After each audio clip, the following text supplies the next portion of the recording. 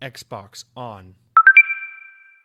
Welcome to Xbox On, a podcast with one host about one console, Xbox. I am said host Jesse DeRosa, and on today's episode we'll be talking about the latest Xbox news for the week of December 17th, 2020, including the Game Awards took place last week where we learned all about tons of new stuff, most notably the initiative's first game. Xbox teams up with PlayStation and Nintendo to make gaming safer. Have you ever heard of Shoney's? And more.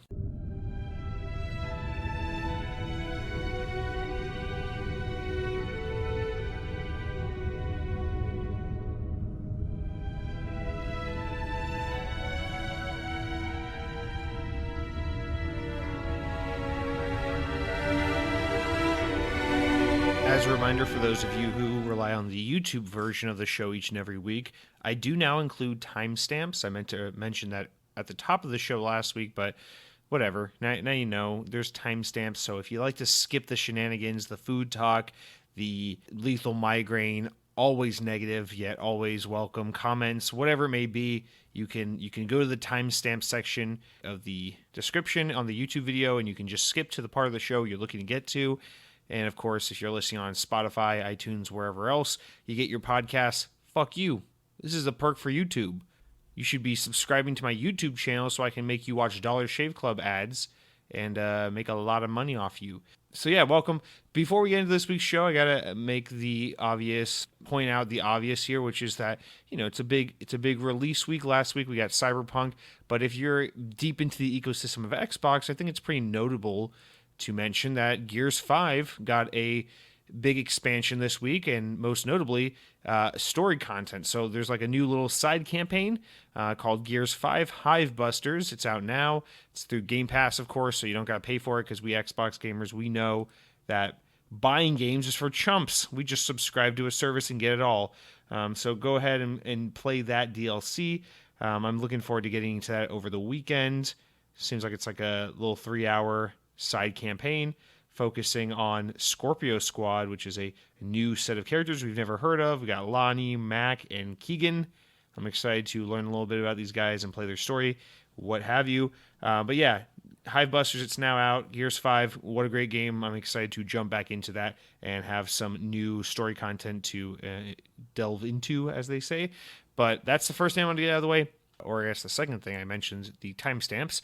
But with both those things out of the way, I think we should mention that last week, I told you, the show gets recorded on Wednesday nights, goes live on Thursdays.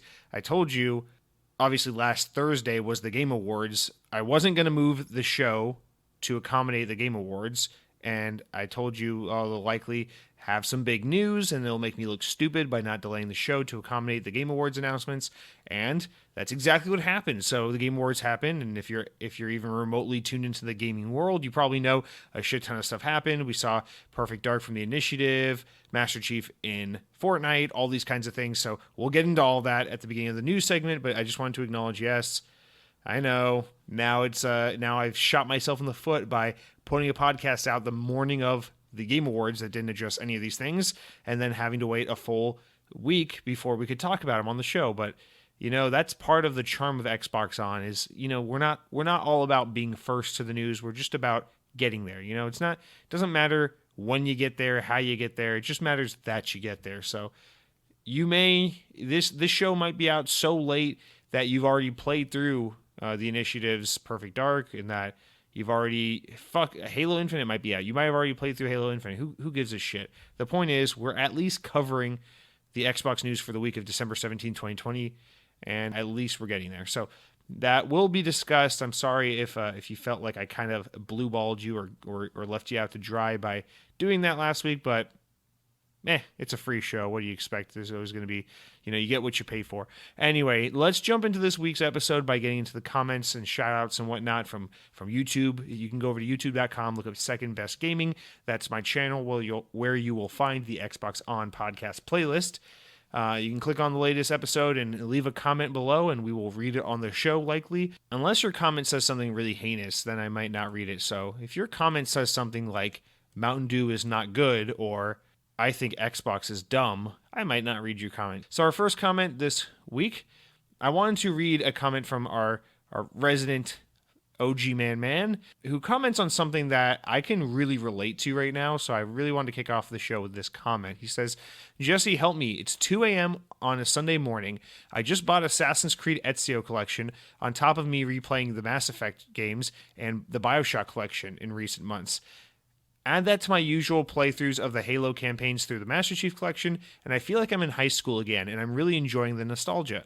My question for you is this a midlife crisis? I'm only 25, but is it all downhill from here? Am I destined to continue only to play games from the 360 era and never progress? What do I do? I'm still working on getting a series console, but with the recent news of Infinite being delayed till next fall, I really am a lot more content with just waiting until next holiday to see a price drop bundle or just some system updates between now and then. Happy holidays and keep up the good work. Well, thanks for writing in, OG Man. Let's address the latter half because I think that's a quicker one to address. Now, I think as for waiting for the series console, if you're finding yourself enjoying plenty of content right now that's older content, 360 Xbox One era games, and you have a 1 or a 1X or 1S or whatever you have, and you're happy with it, I think it's absolutely nothing but a great idea to wait on the Series X. There's of course always that, fervor for the new and the flashy thing, and of course I sound somewhat hypocritical being that I bitched and moaned on this podcast when I didn't think I was going to get my Series X pre-order, and then I had to have one day one and I got one day one, so there's a little bit of a hypocrisy going on here by me saying this, but I really am a firm believer that there's no reason to not just wait for something for when you're ready for it. Confession, I didn't get an Xbox One. Xbox One is like my favorite console generation I can think of. I just have so much emotional attachment to it, and I didn't even buy the Xbox One the day it came out. I actually got my Xbox One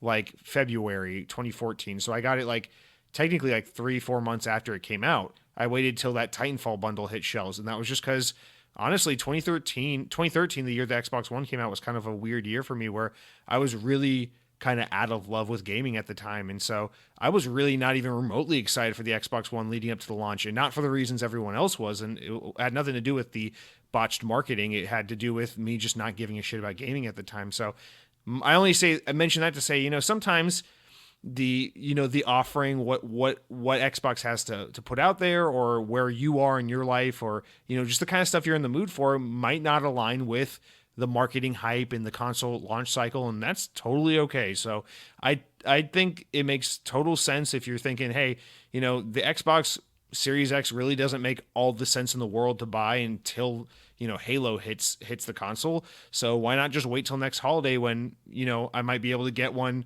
with less hassle. I might be able to buy one slightly used for a little bit less money. I might be able to get a bundle. There might be a bundle version where maybe the price is still the same, but fuck, you get like a Game Pass 3-month subscription and an extra game. Xbox does tons and tons of bundles, so it's really likely that they'll have holiday bundles next year, So I think all of that is a great idea, and I support it 100%. Like, if you're, I don't know, I don't think there's anything weird about that. I think that's just, I don't know, that's smart. It's like you're deciding to spend your money and to make these decisions for yourself based on when you're ready to do it, not when the community or the hype or the marketing tells you it's time. So I think that's showing that kind of restraint is it just shows that you are, I don't know, being level-headed and smart about these things and making purchasing decisions when they make sense for you. And I totally respect that. So yeah, I don't see any problem there. Now, as for you saying, are you having a midlife? Let's get back to this whole thing about you playing right now, kind of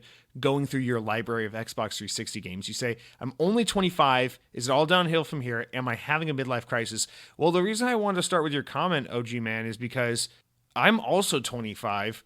And I'm also going through a very similar phase as you right now, and I'm also wondering the same thing. Is this a midlife crisis? Is this a 33% life crisis? Like, what is happening? Am I in my 1/3 to half, or my 1/3 life to midlife crisis here? Like, what is going on? Because I'm in a similar boat. I've been, you guys know, I've been playing Black Ops Cold War. It's kind of been my launch Xbox Series X game.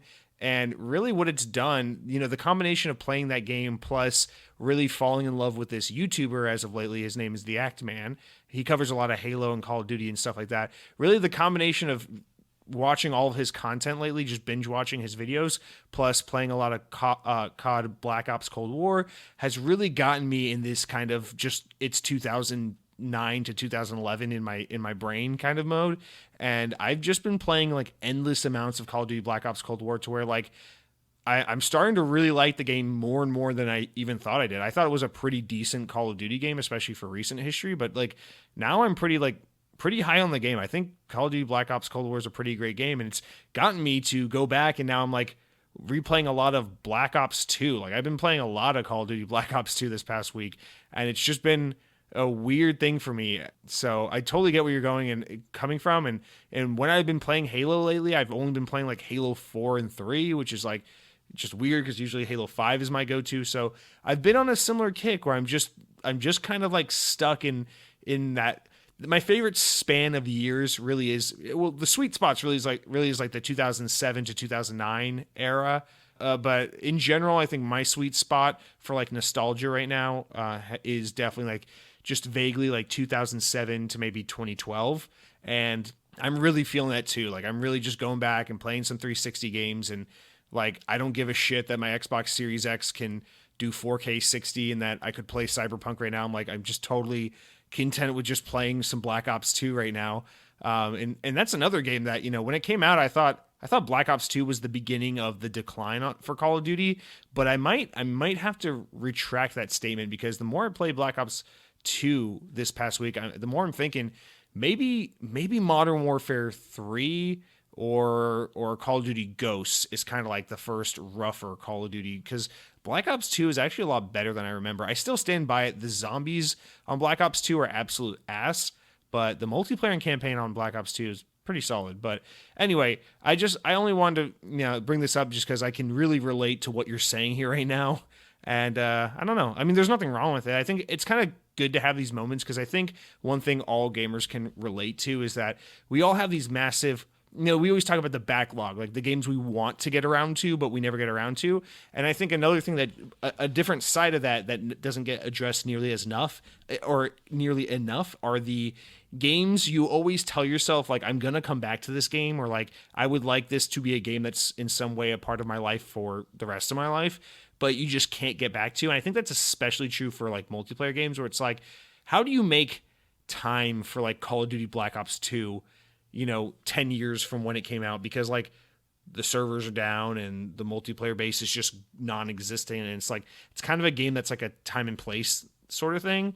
But even in general, I think this extends to what you're talking about with Assassin's Creed, the older Assassin's Creed games and BioShock games, especially the older Assassin's Creed games, because Assassin's Creed, despite being a single player experience, is a somewhat annualized or biannualized franchise. So it's kind of a similar thing where it's like, why would you go back and play like the original Assassin's Creed games when you could just go play Assassin's Creed Valhalla? It's like, well, I'll tell you why. It's because Assassin's Creed Valhalla is like painfully indicative of like gaming in 2020, the same way that like Assassin's Creed 2 was representative of gaming in like 2008 was when that game came out. So I totally get where your head and where your this urge is coming from, where it's just like sometimes it's nice to go back to these games that you played and you enjoyed at one point in time, but now, you know, you're older, you're further removed. There's so many new games always coming out begging for your attention, that there's this part of you that's just kind of like, when am I ever going to get around to replaying the BioShock games, replaying the original Assassin's Creed games, or the old Halo campaigns? And it's really nice when you find yourself in a mood like this, because so rarely, or at least for myself, and I assume for you and many others, it's like, you know, how often do you find yourself in the mood to just play all these games you haven't played for like 8 years, you know? And so I think it's kind of nice to indulge and really lean into that mood when it strikes, because it is such a rare and fleeting way to feel. So I say make the most of this moment and just really enjoy it, because eventually you'll probably just snap out of it and feel like playing whatever's new. You might wake up tomorrow and be like, yeah, I'm done with these old 360 games. I want to play Cyberpunk, you know? And that's fine too, but like, you know, this is a nice moment and it's fleeting. So I think you should take advantage of it and really enjoy it to the fullest of its potential. But I'm indulging in this question a little bit too much, because not only can I relate due to what I'm going through right now, but I'm just as you may know from listening to the show, I'm just a very nostalgic person. So I really like to overindulge in these more nostalgia based questions, especially if it's like nostalgia I can relate to and not just like the obnoxious like Star Wars 80s nostalgia. So yeah, thanks for writing in with that. And then our next comment comes from Adam Ziso, who says, "Hey, Halo 5 is amazing, and I tried it because of you, man. Thank you a lot, and as thanks, try Mortal Shell." Well, thanks for writing in, and yes, of course, Halo 5 is amazing. I'm actually really flattered that you would try a game based on my recommendation, but I'm glad you enjoyed it, and I'm glad we could convert another fellow gamer onto the bandwagon of Halo 5 is a good game. Stop shitting on it. As for Mortal Shell, politely, I'm probably just not going to get around to that because not that I really know anything about it, but just judging by the screenshots, I don't know really anything about Mortal Shell, to be honest. You're kind of introducing me to this game, but I've looked it up. It looks a little bit like a Souls type game. It's really not my thing. Anytime I see like swords or orcs or knight armor or anything like kind of medieval or fantastical, or even if it is, I don't know, just anything like this, it just kind of turns me off. I'm a very generic person. I like shooters. I like sci-fi. I like cartoony games. I don't know. I like games for like 5-year-olds and 14-year-old boys with pimples on their faces. So Mortal Shell, throwing it out there, something some of you may want to check out, but nonetheless, I appreciate you giving a shout out to a game that doesn't seem to have much chatter going around it, or to my knowledge, that's the case. Patrick writes in with our next comment, says, "Thanks for picking up my comment in this episode. I'm glad you want to spare yourself the heart attack mess." And you're, I believe, referring to the Heart Attack Restaurant in Arizona, the burger place. You say, "Considering Halo 5, I acknowledge my disappointment comes mostly from boss fights." Now, you were the guy who wrote in talking about, how you played Halo 5, you weren't that into it, you thought it was a little redundant with enemy variety, and then I kind of laid into you because I want your opinion to be my opinion. And you continue on, you say, "Considering Halo 5, I acknowledge my disappointment comes mostly from boss fights. The remainder was some fun for sure. We'll take your advice and jump into Halo 4 then, especially with Infinite being so far away now. I am having a blast with Monster Sanctuary. Thus, I feel to break a lance here, as you didn't really advertise the game in the episode the way it deserved. A Pokemon and Metroidvania crossover with quite some gameplay mechanics. People who have just some love for both should really try it out." So another two-pronged kind of question. First, to the game you recommend, Monster Sanctuary. You raise a good point. Yes, whenever I read the game releases of the week, I basically don't do any of those games justice. So I do appreciate you calling to light this game because I assume you have some experience with it, and you're saying, "Hey, don't just write it off. It's an interesting game." So yes, to those of you who are interested in Metroidvanias or Pokemon elements in your Metroidvanias, I don't even know how you pull that off. It sounds interesting enough. Check out Monster Sanctuary. I don't mean to totally shit on the game. It's just kind of how that segment goes, where I just trash the hard work of others because I am an uncreative and incapable fool who must make his entertainment off of ripping on the hard work and the artistic creations of others. And then for your first part of your comment, your Halo 5 part here, I gotta say, I feel a little bit bad about what I said last week. I feel like I was being a little bit too like, your opinion should be my opinion. So let me clarify. If you're just not feeling Halo 5 or Halo 4 or whatever, that's totally cool. I don't mean to accuse you of adopting the mainstream opinions of others when it comes to Halos 4 and 5. I just feel like a lot of people in general, not you necessarily, tend to adopt the internet mentality towards these games rather than giving them a fair shake and trying them for themselves. But if you really do want to try Halo 4 for yourself and try to experience it and judge the game on its own merits, I encourage you to do so, and I hope you enjoy it. If you do decide to do that, just let us know what you think about it. I'd be interested to see if you like Halo 4. Halo 4 and 5, I feel like people lump them in this category of like 343 sucks, but as someone who loves every Halo game, I gotta be honest, I think Halos 4 and 5 are really different from one another despite being 343 Halo games. So I would be interested to see how you feel about Halo 4. Personally, I think Halo 5's better. I think it has better gunplay, better enemy variety, better level design. But I think Halo 4 has a better story, and yeah, definitely better story, better pacing in general. So they're different. Halo 5 beats Halo 4 in gameplay. Halo 4 beats Halo 5 in story. I think they're both great games, but if you do decide to play, please let us know what you think. Now, Sarugi, our beloved Sarugi, comes in next and says, Halo being a year away gives Microsoft a chance to get more series consoles into players' hands. A total win for all concerned.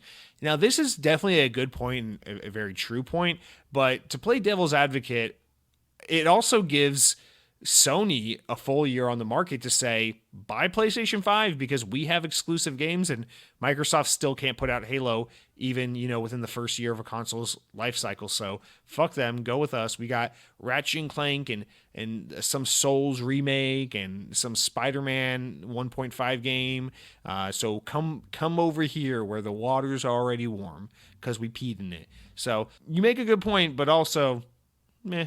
I mean, it would have been best case scenario if they could have had Halo at launch, but you are right. It will be nicer, at least to the Xbox hardcore community, for Halo to come out in a time and place where we're less focused on COVID, hopefully, and consoles are easier to find, and just everything. It's not an election cycle. I don't know. Something about like November 2021 sounds like just a lot better than November 2020. Just being removed from all the shit that happened this fall. I think it makes a much better story for Halo Infinite.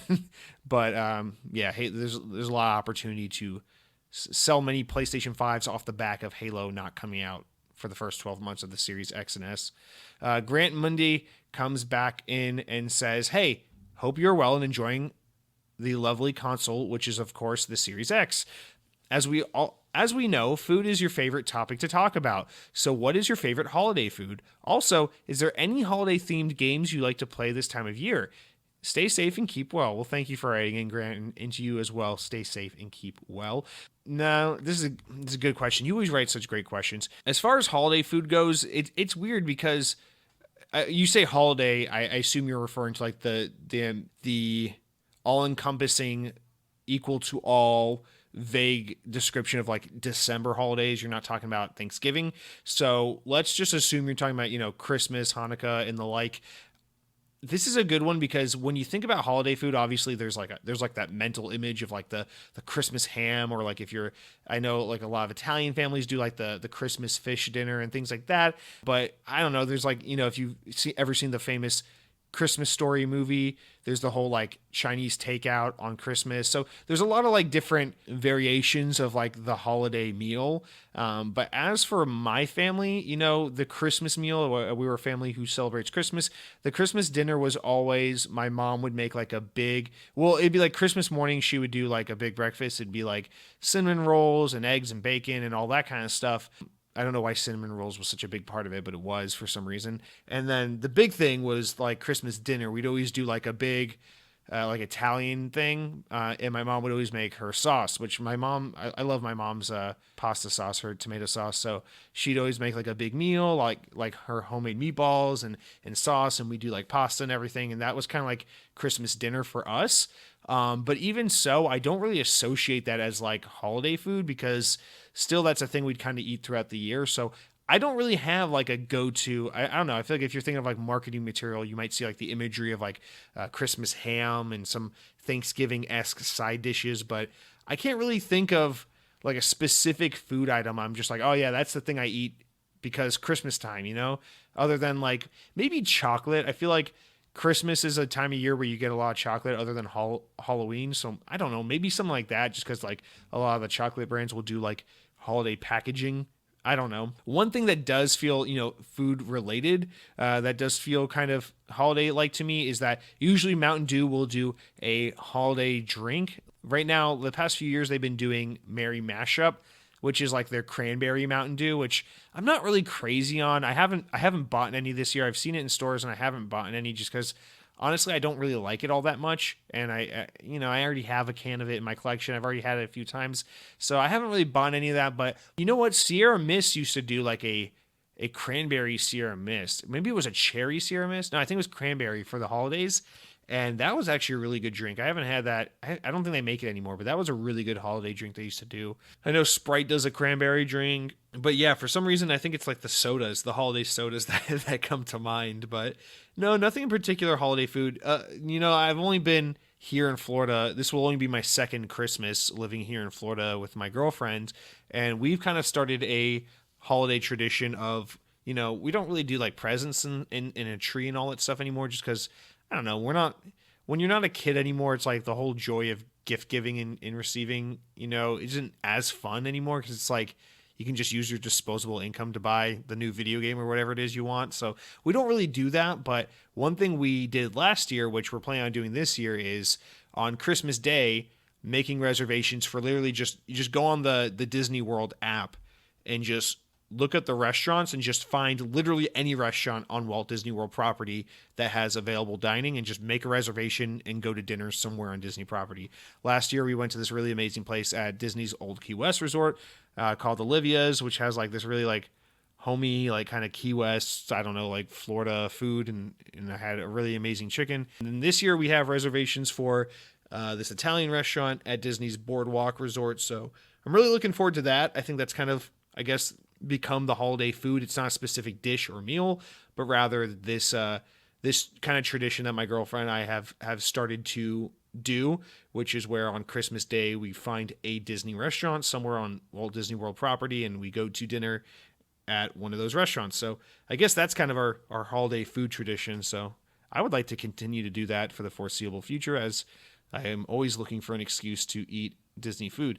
But yeah, thanks for writing in with it. That's a fun question to do. Oh, I think you also mentioned something about video games in there too. You say, also, are there any holiday themed video games? Yes, there's one. It's not even remotely holiday themed, but it's Tony Hawk's American Wasteland. That game came out in like September, November of 2005. And for some reason, I played it like, I was in like fourth, fifth grade when that game came out. And I played it over Christmas break. And it just like stuck with me as like the Christmas game. Like I just remember like getting out of school that last day before Christmas break and playing Tony Hawk's American Wasteland. And now ever since that year, that game's just stuck with me as like the game I play around Christmas. So I actually haven't done it in like 2 or 3 years, but it used to be a tradition for me from fifth grade to like college. Basically, I would just play Tony Hawk's American Wasteland. I would rebeat it once every December. That was my holiday game. Nothing even remotely Christmassy about the game, other than the fact that it came out around Christmas time. But yeah, it's for some reason that's my Christmas game. So yes, that is my holiday game. Let me know about your holiday meal or food traditions or game traditions. That's a fun topic to talk about. I'd like to hear from anyone who has anything to share on that. Mr. Badass Lord Tipsy says, a homestyle burger is my favorite burger from McDonald's. They need to add a double homestyle to the menu already. This is a crime not to have one. And I already talked to you directly a little bit about this, but to bring attention on the show to it, I gotta be honest with you, I don't know what the fuck a homestyle burger is from McDonald's. I even tried to look it up. When I searched it on Bing, the homestyle burger, it took me to the McDonald's website, and it just showed me like the menu of like their premium burgers, like the Big Mac and the Quarter Pounder and all of that. So I don't know what the fuck the homestyle burger is. Now, I do remember maybe like 2 or 3 years ago, McDonald's did try to do this thing where they had like this craft burger menu where you could get like, they had like a couple different burgers where they put like different types of cheese on them, and they put bacon on them and try to make them like a little more like decked out and elegant. And I don't know if maybe that's what you're talking about, but here's the thing. I know McDonald's and a lot of fast food restaurants will do somewhat like different menus depending on the region. So at least here in the Southeast, at least here in Florida, when I go to McDonald's, I don't see a home-style burger, but maybe wherever it is you're from or wherever you currently live, maybe they have that on the menu. If that's the case, please let me know where you live, because I'm going to have to book a flight and come out to your neck of the woods to try a home-style burger from McDonald's, because, you know, part of my bucket list is to try every McDonald's and Taco Bell food item before I kick the bucket. So that is something I'll have to, you know, make amends for. Joe Murphy comes in next comment, says, listening to the soda talk, have you ever been in a blind taste test on dark soda? You had to write down what flavor it was. I've been in one. It was I was the only one out of 10 people that knew which was Pepsi and which was Coke. Plain Pop-Tarts suck, by the way. They have frosting on them for a reason. Amen, Joe. Yes, I know what you're talking about with the blind taste test. I remember this was actually a big marketing campaign for, I believe, Pepsi in the 80s, where it was like we did the blind taste test, and, you know, more people would actually choose Pepsi over Coke. And that was like, I think the study was that like more people choose Pepsi over Coke based off the first sip, that initial sip. And then I think eventually what people found out, or what studies showed, was that over like the duration of like an entire beverage, an entire drink, more people tend to prefer the Coke just because it's not as sweet, so it's less sugar over a prolonged period. I don't give a shit. The answer is Pepsi either way. But no, I've never been in one of these taste tests, but it's funny you mention this because I've thought about this many times before. I'm very familiar with the concept of the blind taste test, especially with colas, and it always blows my mind to think that like someone could be in one of these taste tests and not know which is which. Like, I guess some people care enough about their bodies that they don't drink so much Coke and Pepsi that they can tell one apart from the other. But like, to me, it seems unfathomable that someone would be like, okay, blindfold on, here's two paper cups. One has Coke, one has Pepsi. You tell me which is which, I cannot imagine a world where like I don't instantly know which is which. Like, Coke tastes so distinctly like Coke and Pepsi tastes so distinctly like Pepsi. And I've had so many other knockoff and different brands of cola that I know this is true. Like, Coke tastes like Coke, Pepsi tastes like Pepsi, everything else tastes like cola, but not Coke or Pepsi. So I don't really get how people aren't more familiar with the difference. But Joe, I'm glad you passed the test and that you knew out of the 10 people, there's a 10% success rate, a 10% pass rate. Only you were the one of 10 people that passed. And what that tells me is that, if I'm in a room with you and those 9 other people and then the zombie apocalypse happens, I'm teaming up with you. Let's just put it like that. Like, those other 9 fuckers, well, let's take them out and make a run for it. You know what I mean? Now, Lethal Migraine comes in and says, if I was offered McDonald's, or I could go hungry for the day, I'm going to go hungry. McDonald's at free is too expensive to my insides. Puke emoji. You are right. Nothing else tastes like McDonald's burger, and we are lucky as shit that is the case. McDonald's needs to go out of business. On the bright side, Arby's roast beef sandwiches are 5 for $10. They have the meats. Lethal Migraine, I'm going to choose to ignore all that heinous shit you just said about McDonald's because fuck you, frankly. But as for Arby's, you do somewhat save the comment by mentioning Arby's, which is a fast food restaurant that I'm very fond of, that I think doesn't get enough love and respect. I don't know why it's so popular to hate on Arby's, because like they're actually really good. And it's not like Arby's isn't one of those fast food restaurants where like the food is like questionable how disgusting and greasy it is. It's like, it's pretty normal shit. It's like roast beef sandwiches. And actually, when I go to Arby's, I don't even get roast beef. I actually like Arby's chicken. They have a bunch of different chicken sandwiches, and they're all pretty good. I tried their Thanksgiving sandwich a few weeks ago. That was really good. I'm a huge fan of Arby's. Curly fries, they used to be a Pepsi establishment, and when they had Mountain Dew Game Fuel on tap. That's fucking amazing. You guys want to talk about Taco Bell having Baja Blast? Fuck that shit. Arby's had Mountain Dew Game Fuel on tap. That means you didn't have to wait for the Halo 3, the Halo 4 Game Fuel. Fuck that. You could go down to your local Arby's. You could say, give me that chicken cordon bleu sandwich, curly fries, absolutely, and give me a large ass Game Fuel, and then take that shit home, and you could play Halo in July, in March, in any month of the year that's not Mountain Dew Game Fuel season, and drink a Mountain Dew Game Fuel. And that was the magic of Arby's. And Arby's is still good. I still like their food, but unfortunately, about a year or two ago, they did switch to Coke, which dings them quite a bit in my fast food ranking. But nonetheless, I am a fan of Arby's. Mr. McGee comes in and says the best Pop-Tarts are the chocolate peanut butter ones, which are criminally aren't widely available. I've never had one of those. Also, I have to apologize, as I do like ketchup on my burgers, but not too much. Banned. I have tried the McRib for the first time, and I had the same reaction as you. And finally, Cherry Pepsi is the best. What a conflicting comment here. You say Cherry Pepsi is the best. That's good. You agree with me on the McRib. That's good. I want to encourage a mob mentality. I would hate for my listeners to have opinions of their own, so that's good that we agree on that. But the ketchup on the burgers, that's just inexcusable right there, Mr. Mickey. Do yourself a favor and see yourself out the door. Count Scotula comes in and says, does anyone else hate those terrible soda vending machines that let you choose between like 200 varieties of 5 different pop brands, and they all share the same spout? Never fails. That dude in front of me is loading up on Orange Fanta. Not that I have any beef with Orange Fanta, but no matter how much pop I waste to clear the line, you still get a strong hint of orange in your Coke. Literally the worst invention ever. At least Pepsi versions of these machines group similar spouts. This is Count Scotula. I'm so grateful that you brought this comment up. or that you commented and you brought this up, because I meant to mention this last week. Fuck, what you're referring to is called the Coke Freestyle machine, and I have to simply say, fuck the Coke Freestyle machine. And that's not even like as a Pepsi fan, fuck the Coke Freestyle machine. That's me just saying, like, as a human being who is concerned about the well-being of others, like, fuck the Coke Freestyle machine. It absolutely sucks. It sucks. It sucks. It sucks. It is the absolute physical embodiment of quantity over quality, because it's like, I would like, you think about a regular Coke fountain machine. You go to like a Burger King and it's like, okay, you got Coke, Diet Coke, Coke Zero, Sprite, Dr. Pepper, and fucking Bart's root beer. It's like, okay, it's not Pepsi, but that's fine. I'll take a Bart's root beer or a Dr. Pepper, or if I'm in an off mood, I might take a Coke, whatever. Never take a diet. That's fucking psycho. And you know, you live with it. It's like, it's fine. Everything's going to be okay. Or you go to McDonald's where they have Coke, of course, and it's like, for some reason, like, maybe it's a marketing gimmick, but I really do believe it. It's like, yeah, fucking Coke at McDonald's does taste really good. So it's like, you know, it's fine. Everything's going to be okay. We're probably going to make it through this. They'll make a vaccine. We're good.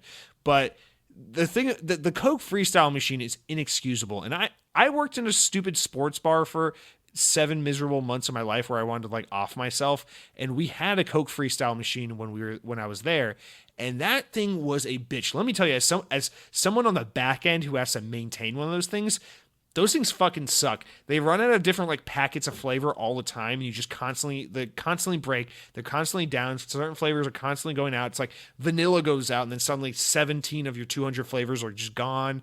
And then kids are like, I'll take orange vanilla Fanta with purple mellow yellow, and it's like, fucking kid, and you got to pump the kid out and get arrested for hitting a kid. It's this whole thing. It's not really worth it. I really hate those machines. But yes, on the side of the consumer, on the side of someone who's like, yeah, AMC movie theaters, I'll pay $8.95 for a goddamn soda, and they're like, yeah, it's that Coke Freestyle machine. It's like, I want a refund, because that's not soda. That's just fucking mystery sludge. That's like a punch bowl of just shit.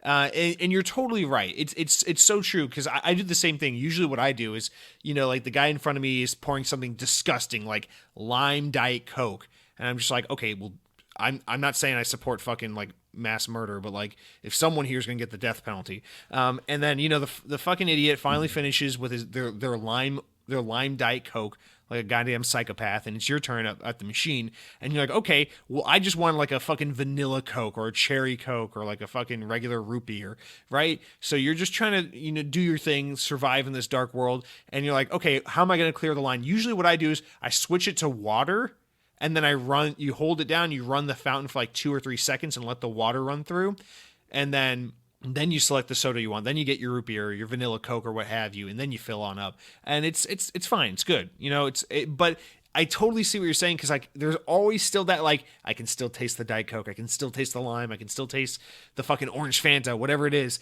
And it's dude, it's such a real problem. You're so right. It's the absolute worst, and I fucking hate them. And yeah, I will always take fewer options with better quality spouts that aren't shared and mixing the lines together over a Coke Freestyle machine. I don't give a shit if you have 800 flavors, and if you fucking do the right combination, you get a billion gamer score, and Phil Spencer promotes you to executive overseer of soda and Xbox relations. Like, I don't give a shit what happens. You keep those Coke Freestyle machines out of my way, you know, just out of my way. So thank you for writing in with that. And if you're someone who doesn't know what the Coke Freestyle machine is, that was probably a very confusing 5 minutes for you.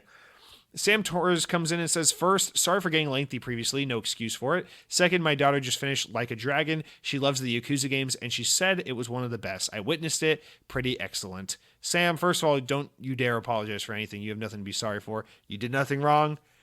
Second of all, I'm glad your daughter liked and played the Yakuza games, and I hope it encourages you to start playing them, and then you tell your friends at work and they start playing them, and then maybe the next time you're on the highway and you come across a toll road, you'll stop in the cash lane just so you can say, yeah, I have the sticker that lets me go through the express lane, but I wanted to stop through the cash lane just so I could tell you, you should play Yakuza Like a Dragon. And then you go on through, and then the next time you're in line at Starbucks getting your coffee in the morning, you say, I would like to pay for the guy behind me in line's coffee. Oh, and give him this note. And then the guy behind you pulls up to the drive-thru window to get his coffee. He's like, oh, the guy in front of you paid for your coffee. It's on the house today. Here you go. And he's like, oh, wow, that was so nice. And oh, man, and he also left you this note. And then he gets the note, and you unfold it and just says, play Yakuza Like a Dragon, now on Xbox.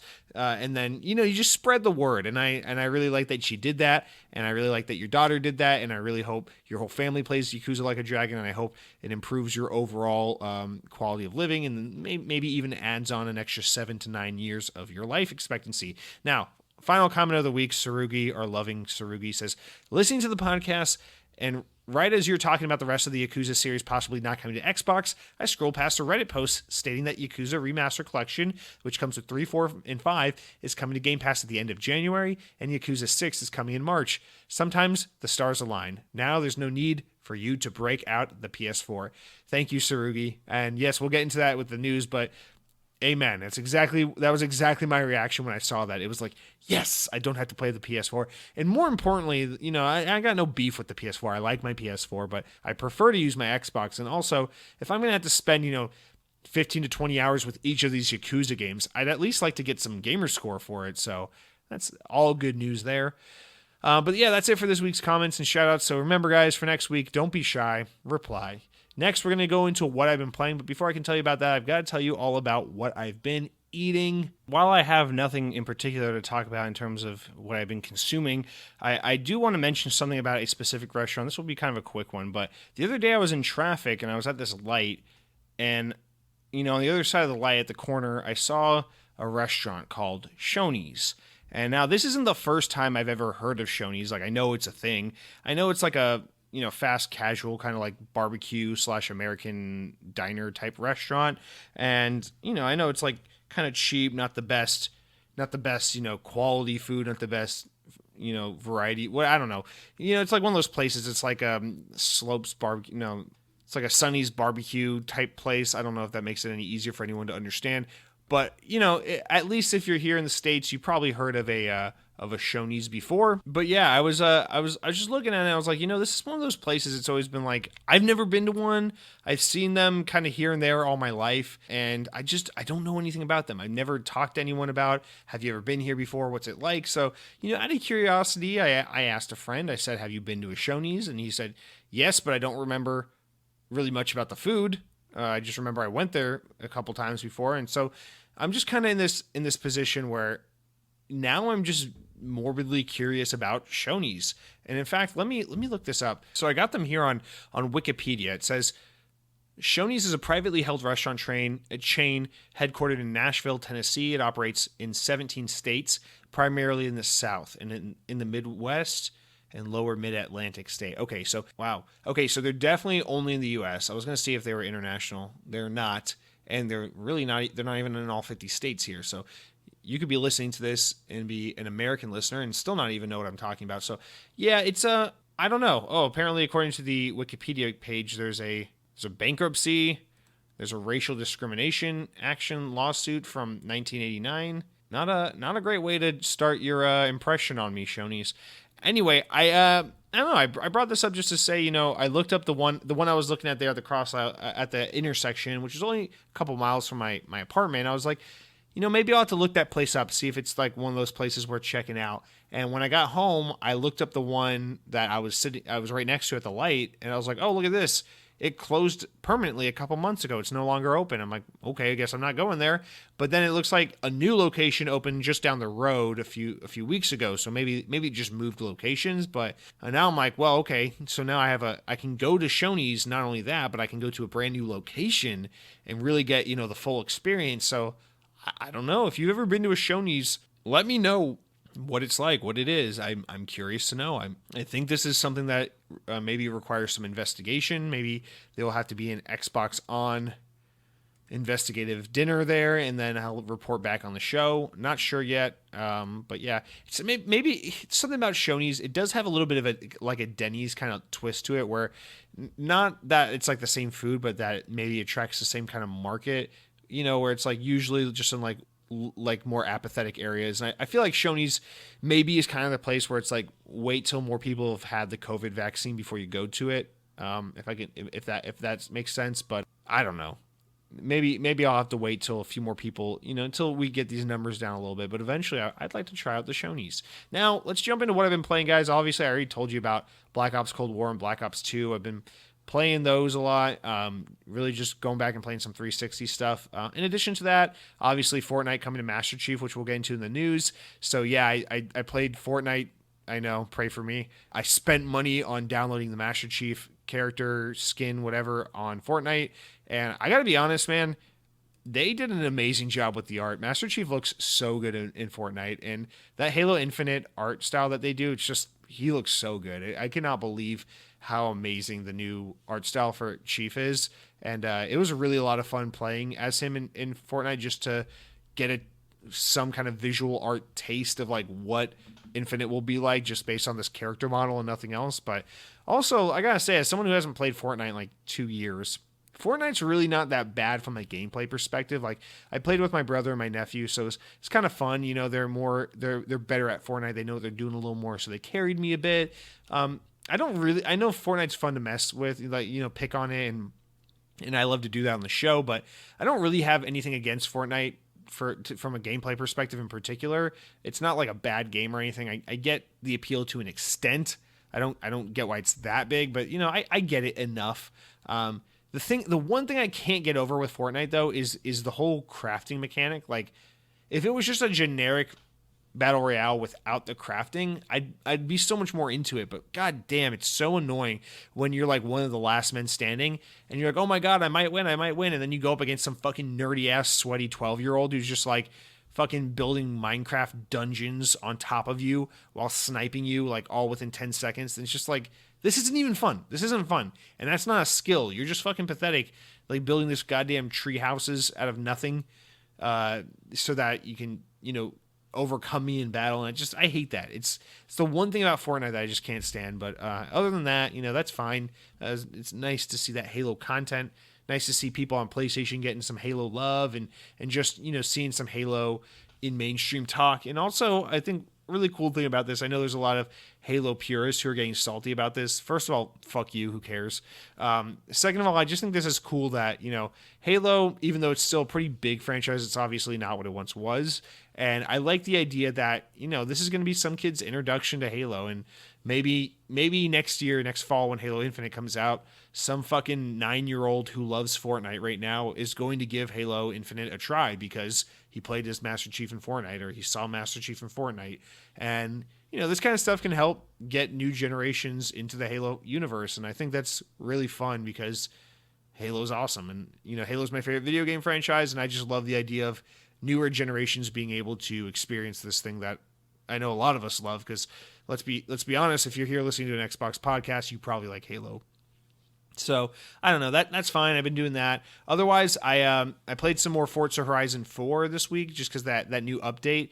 Really love that Super 7 update where like you just play a bunch of these little track challenges made by community members. They're super wacky and fun. So I've been playing some of that. Forza Horizon 4, beautiful game. And then lastly, my copy of Cyberpunk finally came in the mail, and my friend Hunter, who listens to the show, was like, oh, hey man, you gonna jump into Cyberpunk? Because he was telling me that he's gonna wait, a little bit till it's patched up a little more so he can play it on his One X. And I was like, yeah, I'm actually gonna put it off, till like January, mostly just because right now with work, I just got a lot of work that's from my day job that's following me home right now. So December's kind of a bad month for me. I'm just kind of busy with a lot of stupid homework. So I'm just kind of getting through this month doing that, and then in January when my plate clears up a little more with my job, then I'll jump into Cyberpunk because I know it's kind of a high commitment game. I don't really want to do this big open world story driven RPG in a time where I'm kind of stressed and I got a lot going on with my job. So that's kind of why, part of why I've only been playing stuff like Call of Duty and Fortnite and shit is because it's such low commitment multiplayer stuff, jump in, jump out. But yeah, I really don't want to commit to Cyberpunk just yet, so I'm waiting for it. But last night when I was, installing the game to my Xbox, I got a little curious. Fortnite, Cyberpunk, as I've said on the show, it's a game that I want to play. It looks good, but from the moment the game was released, my immediate reaction the first time I saw it was like, this game looks really good. I love the setting. I love the art style. I love everything they're doing here. I will definitely buy this game when it comes out, but I don't want to consume any more media coverage or videos or gameplay demos because, I've had that trick so many times with me where I'm like, oh man, maybe I want to play this Elder Scrolls game. Maybe I want to play this Fallout game. And then I play it and then I get disappointed because this open world third person or whatever, this open world Western RPG thing just isn't my type of game. And I didn't want that to be the case with Cyberpunk. So I tried to temper my expectations, not get too excited about it and all that. But I got to be honest, last night I caved in a little bit and I just booted up the first 30 minutes of the game. I made my character and played the intro real quick just to get a little taste for the feeling of it, the controls, the mechanics, the engine. And I got to be honest, even though I'm not going to really get back to it for a while, I really liked what I saw. I thought the game just instantly right off the bat was super captivating, immersive, and felt really good. It felt really good. It's not like Fallout where it's like, oh man, it kind of looks like it's going to be like shooty and you fight people with guns and it's in first person, but then the first person combat is absolute ass. It's not like that at all. It's actually it feels pretty good. So I'm looking forward to getting back to it. I'm really interested to see more of it. And then, as to all the talk about the game looking and running like shit, obviously, I'm on a Series X, so I'm not having it as rough a time, but in the short little bit I played, I didn't notice literally anything. It seemed fine. I think in general, just the internet's kind of overreacting about this, but I do understand, obviously, it's probably a rougher experience on older hardware. Lethal Migraine, speaking of Cyberpunk, says, 8 hours of Cyberpunk so far. The game is fantastic. Fun play is fun. Really easy to go around the city and just screw around and not accomplish anything. The PC version is much less buggy than the Xbox version. I have both. So Lethal Migraine, mostly I wanted to read that just because it's the first positive thing you've said in a very long time. So I want to just have some positivity on the show coming from you. So, since we all love you, Lethal Migraine, you're an OG on the show. You're a big part of it. And, there's always room for you in my heart, even when you say hurtful things about Halo and McDonald's. But I'm glad you are enjoying Cyberpunk. I'm glad you're having a good time with it. And it seems like when you can sift through a lot of the bullshit of just people like, oh, look how dumb the game is, look how bad it's doing, look how bad it's performing, and all the, the talk about that, when you can kind of sift through all that bullshit and get to the core of what people really had to say about the game, people who are actually playing it and not bitching about it and just enjoying the game seem to think it's a pretty good game. So, all in all, once the patches are out and in CD Projekt works through this really rough launch that the game's having, I think people will be pretty pleased with the game itself. It's just one of those things where it's like, people love a good story, a big little piece of juicy gossip. So that's kind of what we're dealing with right now, is all the drama and the shit surrounding the game, because that's what people like to talk about. But the reality of the matter is I think people are just enjoying the game when they're actually sitting down and just playing it. So yeah, thanks for writing in with that. Now that's going to do it for all of our opening comments and shit like that. We're a solid hour into the show. So with that said, we'll jump into the news. All right, so obviously the big story this week is going to be the Game Awards, which happened last week. So I hate when I do these. This is the second time this has happened where I've let big news sit for a week before I podcast about it. If I recorded this last Friday, I would have had so much more enthusiasm for this. But yeah, I don't know what to say, man. We'll jump through the Game Awards itself, the awards, all that crap. I don't give a shit about any of that, and I doubt any of you really do. So we're just gonna kind of jump around from in order of appearance through all the big announcements and the relevant Xbox announcements, and we're gonna leave out the actual game awarding stuff because honestly, who gives a shit what gamer got top influencer of the year and what game got games for impact.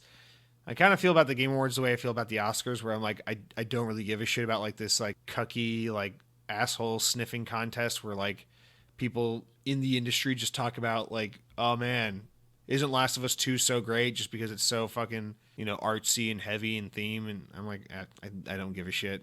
I think the most fun I had this year was the 6 hours of Resident Evil 3 remake I played. Anyway, let's start off with this. My brother comments and says, the Game Awards had some amazing stuff this year. Back for Blood, I squealed. Dark Tide, the exact same game but Warhammer. Evil Dead, Someone Loves Me. Hood, literally made for me. Ghosts and Goblins, this was just cool. Perfect Dark, I was legally obligated to put this, but it's the least exciting thing to me by far. Yeah, I kind of agree with some of that. I mean, Back for Blood was the big one for me as well, and I'm excited to talk about that one, so let's jump in. First big thing and the most pertinent thing to this show is that the initiative, we finally got a first look at what the initiative's been up to. And obviously the rumor for like a year plus now has been that the initiative's working on a Perfect Dark reboot.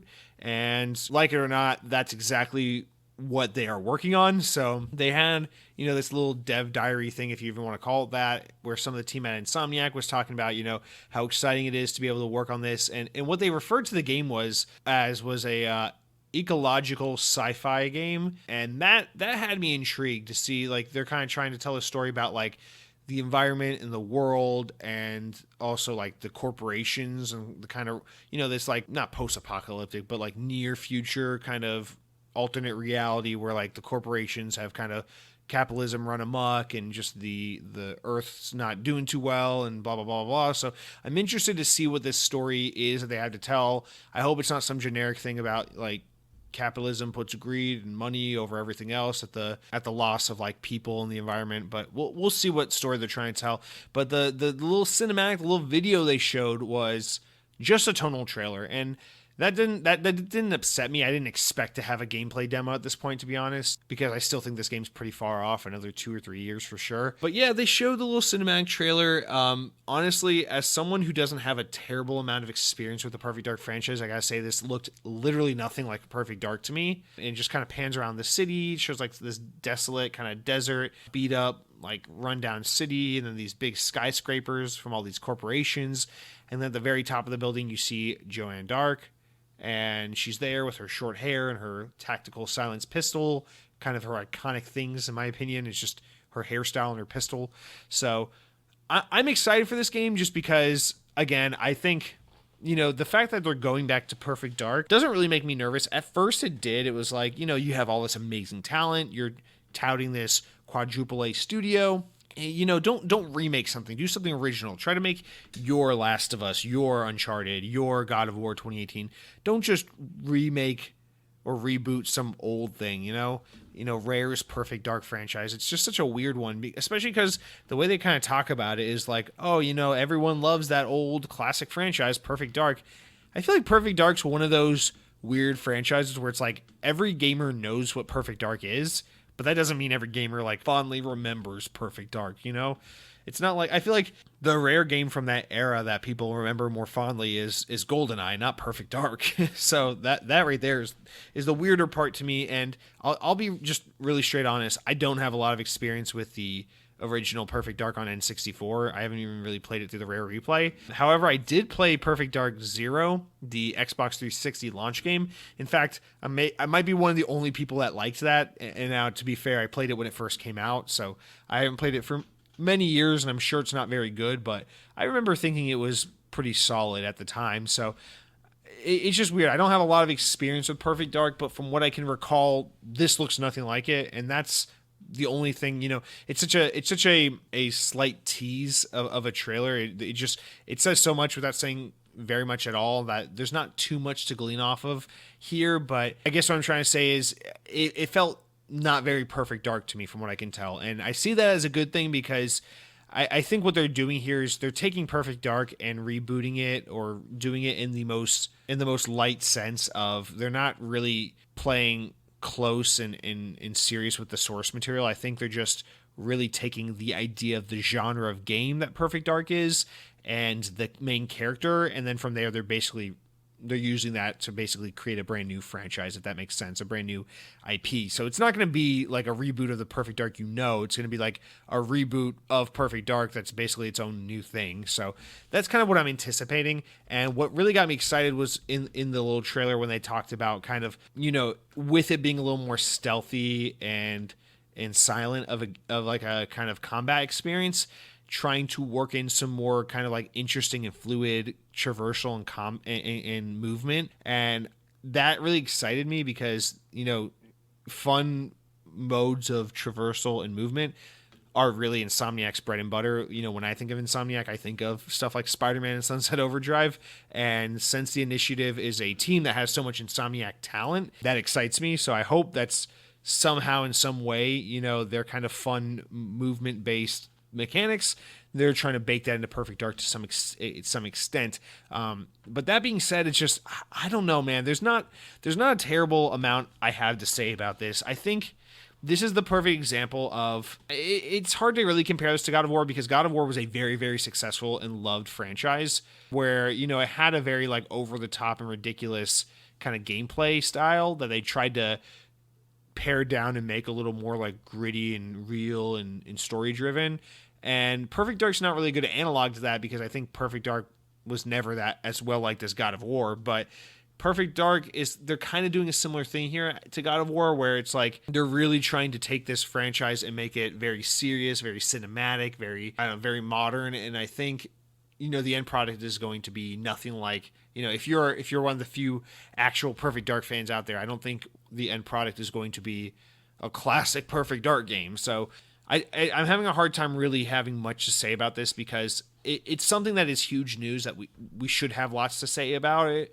But at the same time, I don't, because there's just so little shown here. And I think, you know, until we see a gameplay demo, it's going to be hard to really get a sense of like, what is the initiative doing? Are they quadruple A? Does this game look groundbreaking? Is this a justifiable thing for this absurdly expensive team located in Santa Monica, intended to poach talent from the biggest studios in the industry? Like, is this really a justifiable project for them to be working on? And I think, you know, it's going to take at least a gameplay demo for us to really be able to answer that question to any extent. As for now, I think the bigger news here, more than anything, wasn't even what kind of game Perfect Dark's going to be. It was just to confirm that, like, hey, remember, Microsoft has this amazing first party team composed of like some of the best talent in the industry, and this is the thing they're working on. It's finally just kind of getting that out into the open. I think that was the bigger thing here. It's less so about what the game is and more so about just putting it out into the wild that they have the game, this is the franchise, this is the team, this is happening, the ball is in motion. So I think that was really the bigger news from this reveal. But yeah, I mean, let me know what you think about this. I wish I could have a fulfilling 20-minute conversation about Perfect Dark the way I do about Pepsi vs. Coke, but it's just hard for me to see that trailer and think much other than like, okay, so they're just confirming the rumors, they're getting that out into the open, they're kind of starting to put this studio into the public's, you know, consciousness more and more. But other than that, Phil Spencer touted this studio to be such a big thing that I need to see a gameplay demo. I need to see what it is specifically that they're cooking up before I can really pass judgment on anything. So that's kind of where I am with this. Now, the next big thing was Back 4 Blood.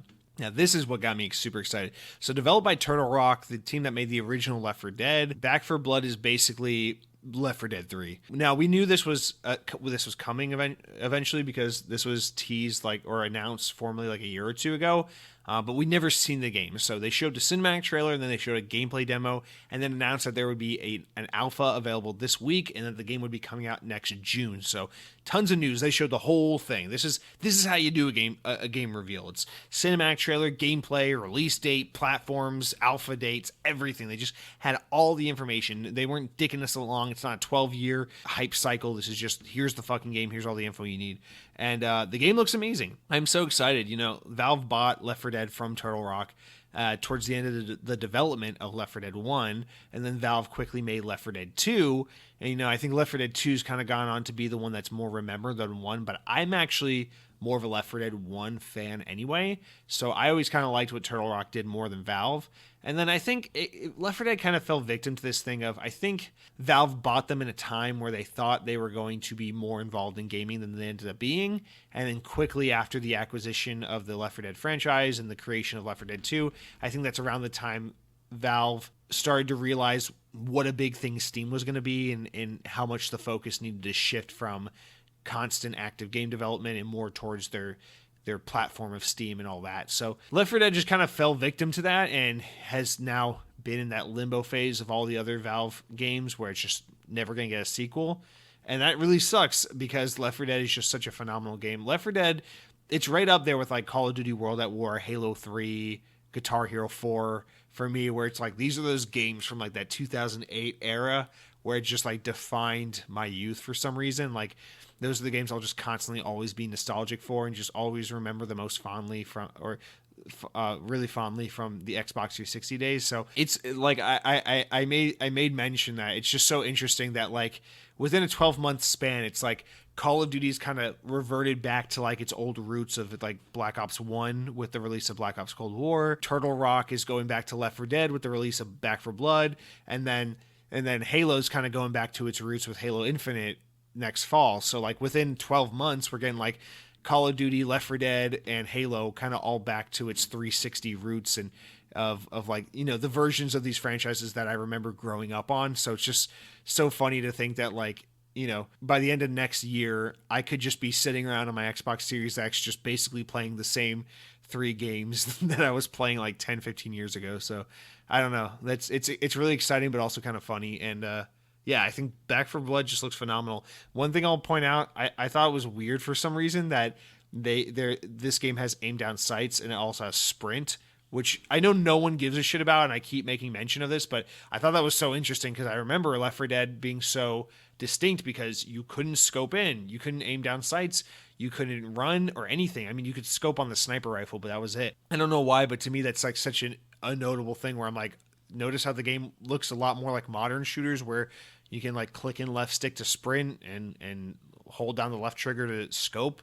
I'm like, that's some crazy shit. But other than that, I mean, Back 4 Blood, it's Left 4 Dead through and through. It has 4 very distinct characters that look like they all have really unique personalities, and then it's got all the special infected, just like Left 4 Dead. It looks like it's more focused on the guns than the melee weapons, like old school Left 4 Dead, which excites me. One thing I never liked too much about Left 4 Dead 2 was the heavy emphasis on melee weapons, because I vastly prefer the guns. And so, I mean, it just, everything's there. It looks like it's all there, and there's also a single-player campaign, apparently, which I'm curious to see what that's all about. But yeah, I mean, I just want that 4-player co-op. I want that classic Left 4 Dead experience just in the modern era, and Back 4 Blood has got me, man. I'm so excited for this game. Coming out June 2021. That's gonna be my summer. The next game they showed of any consequence was Hood, Outlaws, and Legends. I don't have much to say about this one. I know a lot of people were really into it. It's this kind of like medieval multiplayer game based around like the Robin Hood kind of story, and I don't know, like this did nothing for me. I looked at this and I was just like, oh look, another like medieval little fantasy looking type game. Oh, but it's coming out pretty soon. It's coming out on May 10th. It'll be out on One, Series X, and PC. And people seem to be pretty high on this game, so I have to mention it. It seems pretty multiplayer focused, but that's not really my thing. But they showed Hood. It seems like a thing people care about. After that, they showed Scavengers, and what's notable about this is that game that Josh Holmes left 343. He left Halo to go and develop. So this game actually has a lot of old, like 343, Halo 4 talent behind it. I think the studio is called Neverwinter, if I'm not mistaken. Yeah, they're called Midwinter Entertainment. Yeah, I mean, this game looks kind of fine. It's like a multiplayer kind of like survival game, but it's not Battle Royale, technically.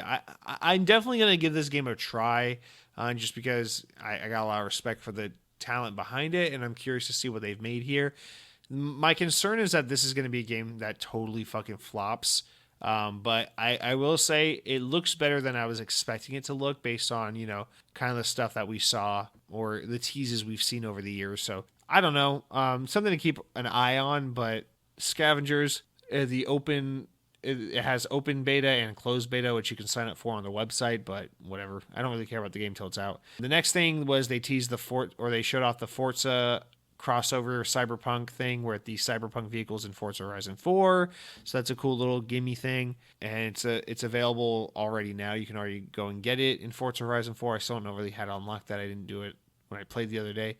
After that, they showed the Callisto Protocol. They announced this game, which is from a new studio headed up by Glenn Schofield, who is the creator of the original Dead Space game. So this is this is Back 4 Blood for Dead Space, where it's like the old team that made the original Dead Space is going back to Dead Space. The franchise is gone. It's under ownership of EA now. They don't have access to it, so they're basically just making a new Dead Space with a new IP. And it's set right now for launch in 2022 on Series X and PC. This game I thought had a really cool cinematic trailer. Didn't really do much for me because I've never played Dead Space, but I've always wanted to give Dead Space a try, so it was intriguing in that regard. I'm really excited about it just for not for me to play it, but for the fact that I know there are a lot of Dead Space fans out there who are super excited to see this news, and because it's really awesome to see, these guys kind of get to go back to this IP, well, not this IP, but this kind of game after the closure of Visceral and everything from EA. So yeah, I think that's I thought that was pretty cool. Next, they showed Warhammer 40K Darktide, the gameplay reveal. This was first shown at that Xbox third-party Game Pass showcase from May for the Series X that disappointed everyone. But this game I thought looked really cool back then, and I think it looks really cool now. Or maybe this was shown at the July event. I don't remember, but I think it was that first one in May. But yeah, it's developed by Fat Shark. This game basically looks like Warhammer's version of Back 4 Blood or Left 4 Dead, and I think it looks phenomenal. It looks really, really good, which is kind of unfortunate because I think launching that around the same time as this game, or as Back 4 Blood, is going to kind of create a competition for these games that are otherwise kind of reviving a genre that I think has been pretty underserved. So it kind of sucks to see that they're going to have to compete a little bit like that, but I will definitely make time to give both of them a try because I think this game looks really good, and I don't give a shit about most of the Warhammer games, even Vermintide, which is basically this kind of game as well, but in like a more medieval fantasy setting. This one's a lot more my speed because it's a little more like cool and sci-fi like a version of that Left 4 Dead gameplay. So definitely excited for that as well. And then they showed Open Roads, which I think is pretty high on the list of highly anticipated games announced at the show. Open Roads is a new game from Fulbright, which is the team that made Gone Home and Tacoma. And I really love their games. These are the guys who are kind of credited with the creation of the like walking sim genre. Those like 2-hour games where they're very story focused, exploration based, and it's actually being published by Annapurna, which is the movie studio that now does like game publishing as well. I think most notably they published like What Remains of Edith Finch, which is another good game of a similar genre that I recently played actually, but it's been out for a while. But yeah, Open Roads looks pretty great. They showed kind of a narrative-driven trailer about this girl who's on like a road trip with her mom to kind of like carry out her grandmother's last wish, or to like scatter her grandma's ashes or something like that, or to learn it's like to learn something about like their grandmother's past, about like all this stuff they didn't know about her. But I don't know, it had the art style, it had the writing chops from the trailer that I'm just like, I don't really give a shit what this game's about. I just know I'm going to want to play it because Fulbright makes awesome games and they haven't steered us wrong since or yet. So I'm definitely really curious to learn more about this game and play it when it comes out. So that was Open Roads. After that, they showed Dragon Age 4. I say Dragon Age 4 with quotes. So Dragon Age 4, we got a sneak peek of it. Basically, they just confirmed that some new old characters are coming back or something that people like, but they didn't really show anything. They didn't like show the game and give it a release window or do anything. They just kind of like did that EA thing where like, here's some art assets and some CGI shit and like not actually the game itself. And for something like Perfect Dark, that's okay because we know that game's early in development from a brand new studio. But for something like Dragon Age 4, which has been like on and off in development for like 6 years, it's like, what the fuck? Like what is this? And this kind of, I think, really plays into what I was saying the other week, which is like, what is going on at BioWare? Like everything they work on is super concerning. We got Dragon Age, which has been like development hell forever. We got Anthem, Mass Effect Andromeda, which was a flop. Now they're going back to Mass Effect, but they're touting that they have like this veteran talent, and then like all these veterans leave the studio and go on to do new things. So BioWare is such a fucking mess, and to me, this trailer was more evidence of that because at this point, we've known Dragon Age 4 has been in development for so long that I think it makes better sense to just not talk about Dragon Age 4 until you can show it than to just tease it with more non-existent cinematic bullshit. My brother writes in and says Dragon Age losing its head guy is the best news I've ever heard. I've begun to believe Origins being amazing was just a fluke. Dragon Age 2 is actually freaking terrible, and I got bored of Inquisition. I would love to see someone else try their hand at the franchise. Well, it seems like that's what's going to happen. It seems like a lot of new people are going to be working on this. I'm sure this game has been internally canceled or redone from the ground up in various phases multiple times, and that's kind of what we're seeing here, is that the Dragon Age 4 we're going to get is not the Dragon Age 4 they started working on like 5 years ago or whatever it was, but I just can't believe how long this game has just kind of been lurking in the shadows in development, but just never making progress. But Dragon Age 4, supposedly it's coming, and then we'll hear more from BioWare at the end. But next, Crimson Desert. We got a first gameplay trailer. Now, this game looks really interesting, not in the way of like I'm interested in playing it, but interesting in the sense that it's this like open world RPG looking like Skyrim, Witcher 3 style type game from this new Korean developer, and it looks I don't know, how do I say this? It looks like the kind of game that gamers would lose their shit over. Like this either has the potential to be really good and become criminally underrated, or to blow up and become like this generation's Witcher 3 type game. I think this game, I don't know, like it looks like it just has a lot going for it. The art and the graphics are really, really good. There's a lot of graphical glitching going on in the trailer, but I also liked that they were willing to show everything in engine, in-game running, rather than just like cinematic bullshit. And I don't know, like I don't know what to really make of this. It's just they say it's more of an action adventure game, but it looks like an open world RPG-ish game. But yeah, I mean this game's coming out. It's slated for a 2021 release, and I think it looks like generic gamer boy like fodder, and I mean that in the best way possible. I think gamers are going to be really into this game when it comes out. I think it's something worth keeping an eye out on, although not personally my type of thing. I'm just excited on behalf of other people. I think this will be a pretty well liked game. Next, we saw Overcooked is getting some DLC. It's getting Swedish Chef from the Muppets as a playable character. I just thought that was cute, so I want to put that in there. But the next game they revealed, technically, this is not an Xbox game, but they revealed Season, and it's this new game from a company called Scavengers Studio, and I just thought this game looked really beautiful, had a really striking art style, and looked really just cinematic and really unique and different, and it was announced as a PS5 exclusive, or just PS5, rather, but I really hope at some point we see that come to Xbox, so I just want to put that in there, hoping, fingers crossed, that's coming to Xbox. But you know it is coming to Xbox, this next game, which looks stupid as hell. They announced Ark 2, which is, you know, that announcement from the Game Awards I think instantly got memed to hell, where Vin Diesel is some fucking caveman fighting and protecting his little caveman daughter from dinosaurs and shit, and I don't even know what to say to this. They also announced an animated series for Ark. This is not even remotely interesting in any way.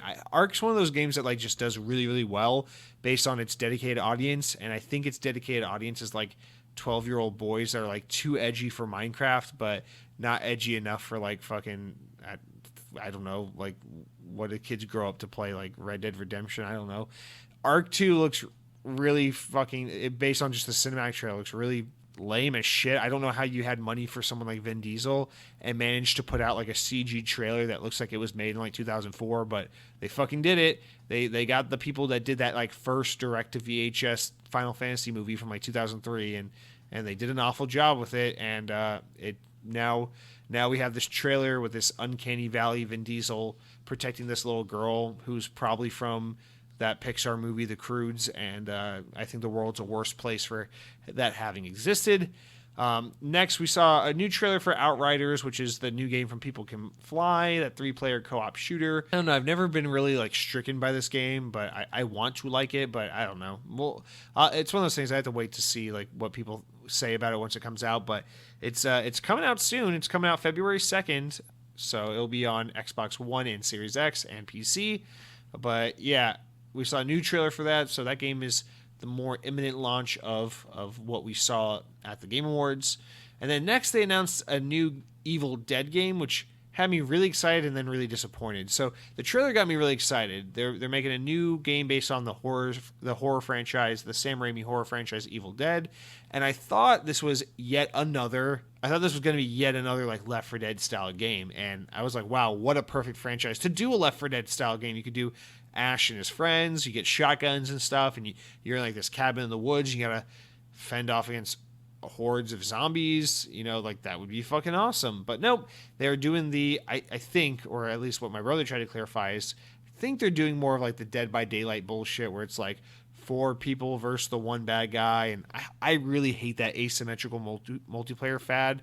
I really wish it would end because I fucking hate these games. So I was really disappointed to learn that. I don't think we've really fully understand what the game is just yet. We just know it's a 4v1 to some extent thing.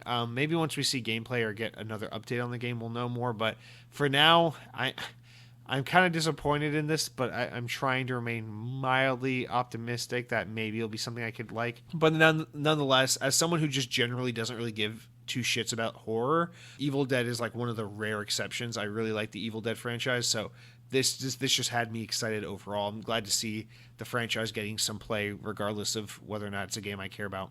Next, we saw It Takes Two, the first gameplay reveal. This is from Studio Hazelight, which is the developer of that game from 2018, A Way Out. This is that like European dude who used to work in the film industry, and then he said like fuck the Oscars, and he said all that weird shit at the Game Awards that one year, and then got kind of like internet famous for being weird. He's like this is his new game. His games always look pretty interesting. This game actually looks, kind of fun. It's like this couple that got turned into like toys because they were fighting too much, and like the only way for them to turn back into human form is to like go through this game of like 2-player co-op puzzles and platforming and work together to overcome these obstacles so they can become a stronger couple and go back to being human. So I thought it's kind of cute.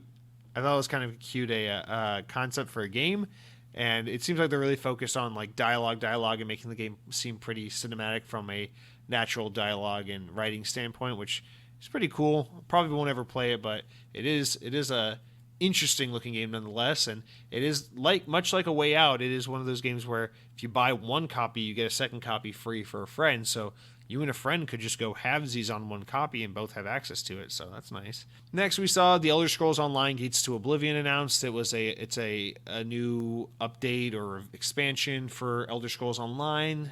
The reveal event is scheduled for January 21st, so we'll learn more about that pretty soon. Normally, I wouldn't really give shit about that, but we got to talk about Bethesda stuff on the show more often since Microsoft put down the cash to make them part of the family. Mom says we got to play nice with them too. And then after that, we got the Master Chief announcement for Fortnite, which obviously we already talked about a little bit on the show. But I got to say, the way they announced this was perfect. That reveal trailer where it's like the Master Chief's in cryo freeze like the end of Halo 3, but he's actually just in like the freezer aisle of the grocery store. And that weird Fortnite looking creature goes up to the freezer aisle and he opens the door and there's Master Chief and he's just been frozen in like the frozen pea aisle or wherever the fuck. I thought that was a really funny way to reveal the character. I thought it was really clever, really fun. And then they also did the Red vs. Blue skit with Ninja to show like that Blood Gulch would be in their creative mode, which is also that was also a really fun skit. I don't really know what creative mode is in Fortnite. I assume it's like Forge and Halo or something like that, but you can play Blood Gulch through this mode, so that's really interesting and that's available now. So I don't know. That was all exciting news to me just because Halo stuff. Halo's one of the very rare franchises where like I will spend stupid money on Halo because Halo. There are very few franchises. I feel like people have those franchises where like they just buy a lot of stupid shit. They buy like Funko Pops and crap because they love this franchise. The only franchises I'll do that for are like Halo, Sonic the Hedgehog, and Cars, like Disney's Pixar's Cars. Like if it's one of those three things, I spend stupid money when I shouldn't. But yeah, so I spent $20. Not the proudest 20 I've ever spent, but I spent $20 to get Master Chief in Fortnite, and here we are. This is the world we live in where I've done that. Next, they showed another update on Scarlet Nexus, another gameplay demo or little trailer. This was announced at that May event also for Xbox Series X. It's Bandai Namco game, and it's slated for a summer 2021 release. The biggest takeaway from this I saw is that they're still not talking about this game on PlayStation, which is really odd. I think this is a Japanese console exclusive for the Xbox One or Series X. Like, that's a pretty big get, honestly. I'm sure it will come to PlayStation 5. It might just be like a timed exclusive, but I can't imagine it doesn't eventually come to PlayStation. But yeah, it seems like it's Xbox exclusive, Xbox and PC. But Scarlet Nexus, I think, actually looks really fucking cool. I'm really excited to play this game.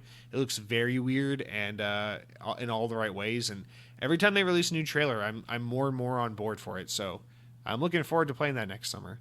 And then lastly, they wrapped up the Game Awards with the Mass Effect trailer teaser, I should say.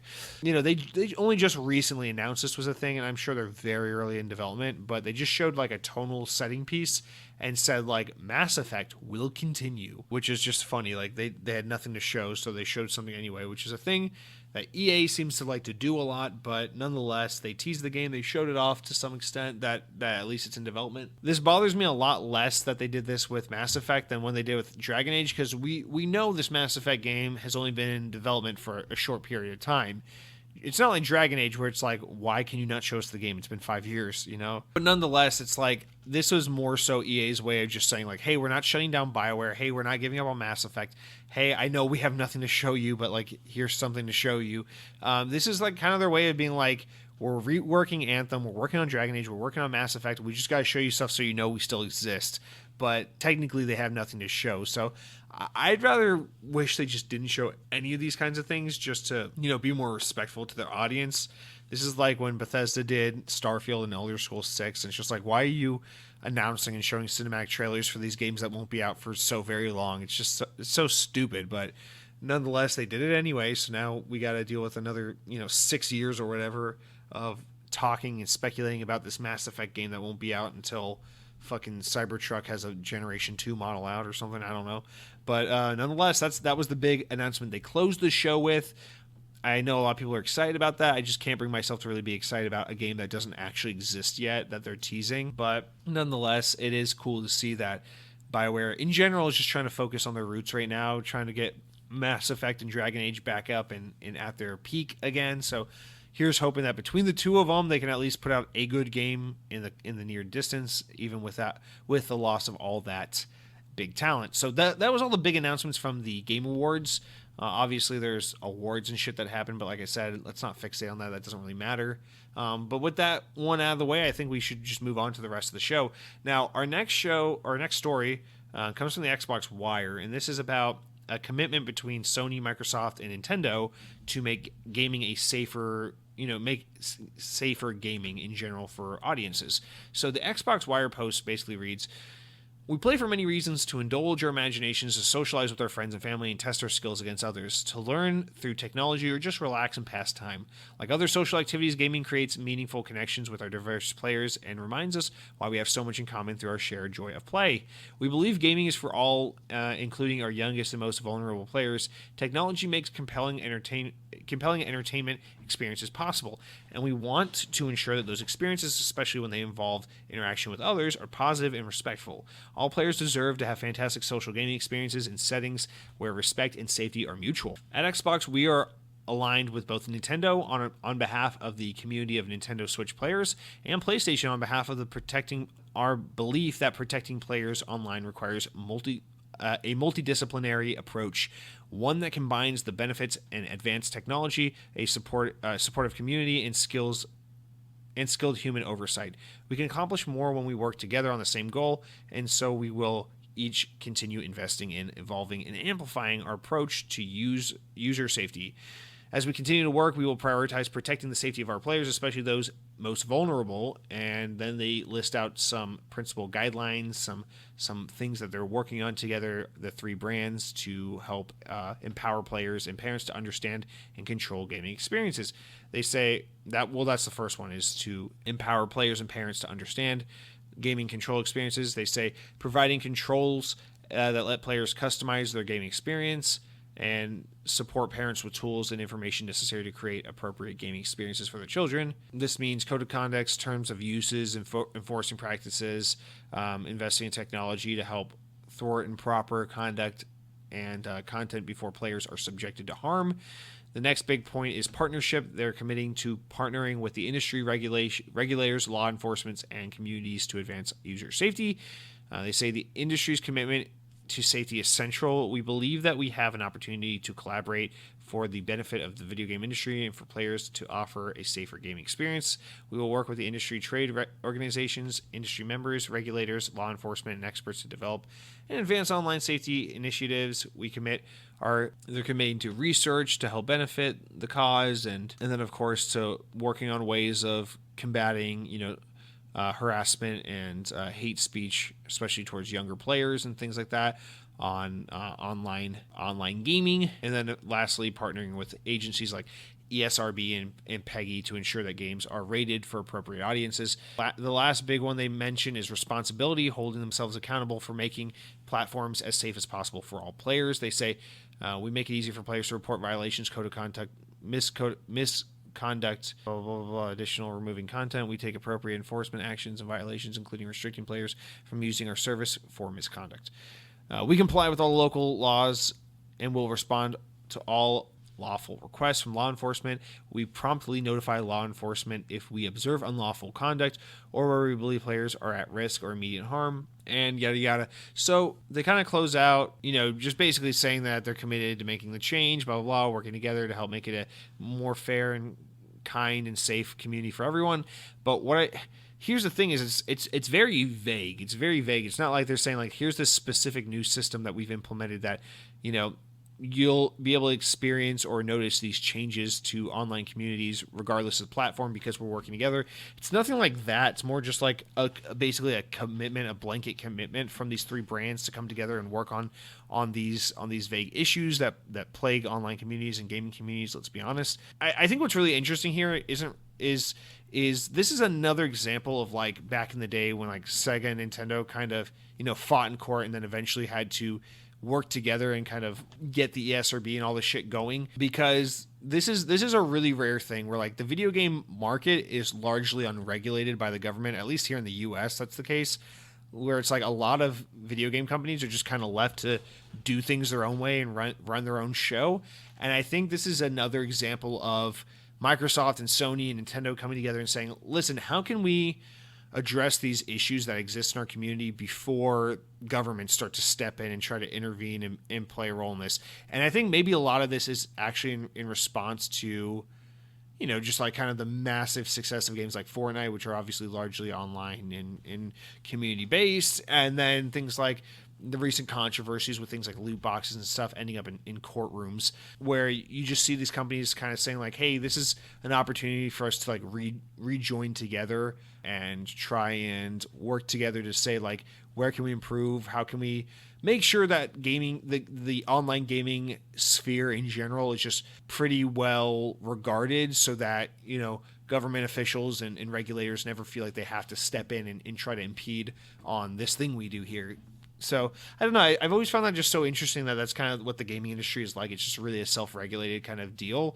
And this is an example of it. It's like nothing really too profound or groundbreaking happening here, but it's just another example of like, rather than these companies having to adhere to specific government regulations, it's like these big ass competitors between Microsoft and Sony and Nintendo, they get together, they sit around the table and they go, okay, how are we going to work on collectively improving these things in our ecosystem so that we can keep others off our backs and thinking that we're doing the right thing. And it's not all like, I don't mean that in such a bad way. I mean, it is for the greater good. But I don't know. It's just kind of my immediate response to this.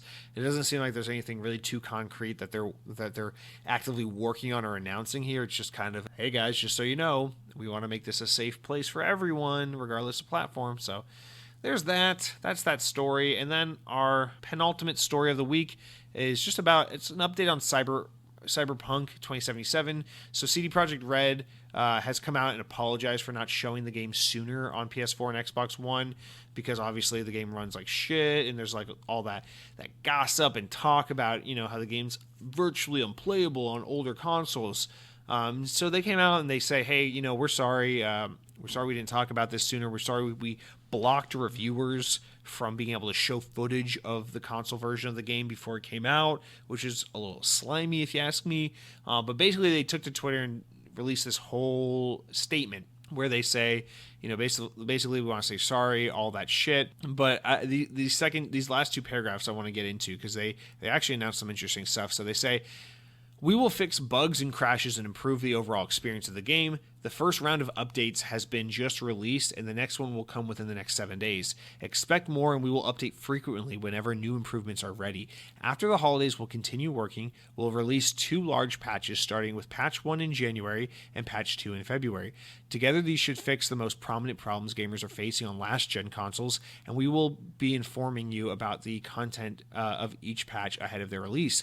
They won't make the game on last-gen look like it's running on a high-end PC or spec PC or next-gen console, but it will be closer to the experience than it is now. Finally, we always like everyone who buys the games to be completely satisfied with their purchase. We would appreciate it if you would give us a chance, but if you are not pleased with the game on your console and you don't want to wait for updates, you can opt for a refund of your copy. For copies purchased digitally, please use the refund system on PSN or Xbox Live, respectively. For boxed versions, please first try to get a refund at the store where you bought the game. Should this not be possible, please contact the email address provided, and we will do our best to help you. Starting from today, you can contact us for a week up to December 21st. And then, so that's the big news here, is that, one, they're basically going to take what you assume would be otherwise big content updates and just kind of split them up into faster updates. So rather than like a big patch that does a lot of stuff, they're going to probably just do a lot of smaller patches that gradually fix things so they can get it to, a more stable and clean state as fast as possible. So that's nice to know. Basically every 1 to 4 weeks we'll be getting a new update for the game to just keep improving things. So at least they're working on it fast, although I personally believe it's completely unacceptable to release a video game in a broken, not complete state. But that being said, it looks like they're basically saying, hey, we fucked up, we knew we were going to fuck up, and now we're going to do really good damage control because we didn't really have much of a choice. I think Cyberpunk was obviously we know it wasn't ready to go. They released it basically because they wanted that holiday sale and they wanted to please investors, and the game had been delayed so many times. There was all this pressure to get it out in time, for all the marketing shit and cycle that they'd already built up. So Cyberpunk was obviously prematurely released, and they knew going into it that something was fucking wrong here. But I can't help but think, I don't see why they couldn't have just been like, we're so sorry about this. The game will still release in 2020, but unfortunately we have to delay the console version of the game. Over half their sales they announced were on PC or something like that. They sold 8 million copies in pre-orders on PC through Steam. That's fucking insane. They should have just been like, hey, we're releasing the game on Steam in 2020. It'll come out in November.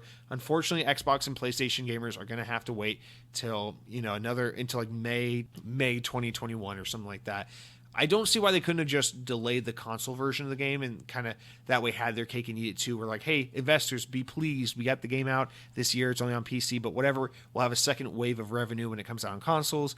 And that way you could have, been like, oh, we're so sorry the game didn't come out when we wanted to. But then that makes me think maybe they just had too much marketing obligation tied up in this. Cyberpunk had a really heavily Xbox associated marketing campaign, and maybe at some point they were like, we should just release this on PC and delay it on console. But due to a contract or a marketing obligation with Xbox, maybe they were kind of obligated to get the game out the door, by the end of the year because of a marketing agreement with Xbox.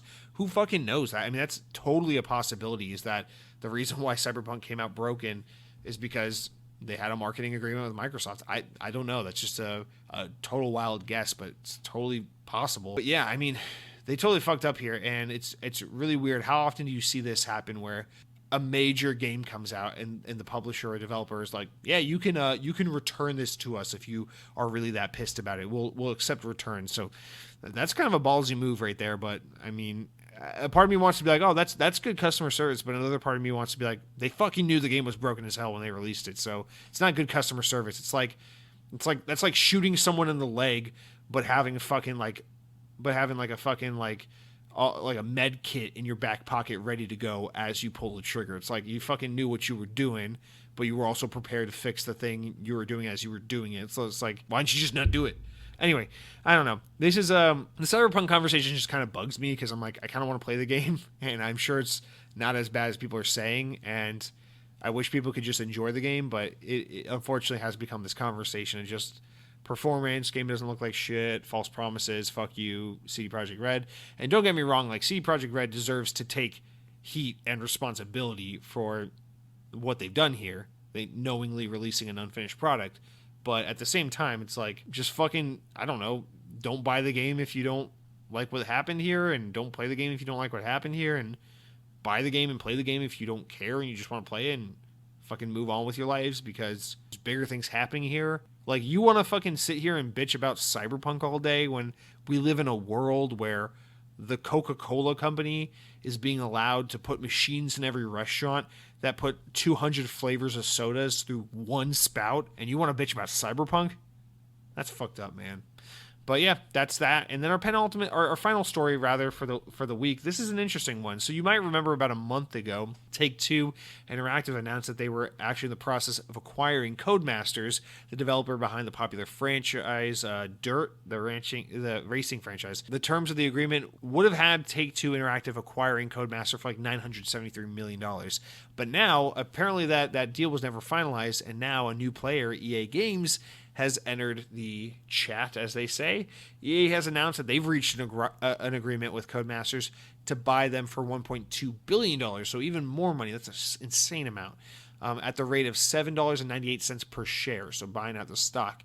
This is well above the price offered by Take-Two Interactive, and this deal is now expected to close in the first quarter of calendar 2021, meaning that Codemasters will now actually become a part of the EA family and not the Take-Two family, meaning no Midnight Club 3 re-release or remaster or revival. But the story says EA believes Codemasters are a good fit, that the combination will increase both the success of Codemasters and EA's racing franchises.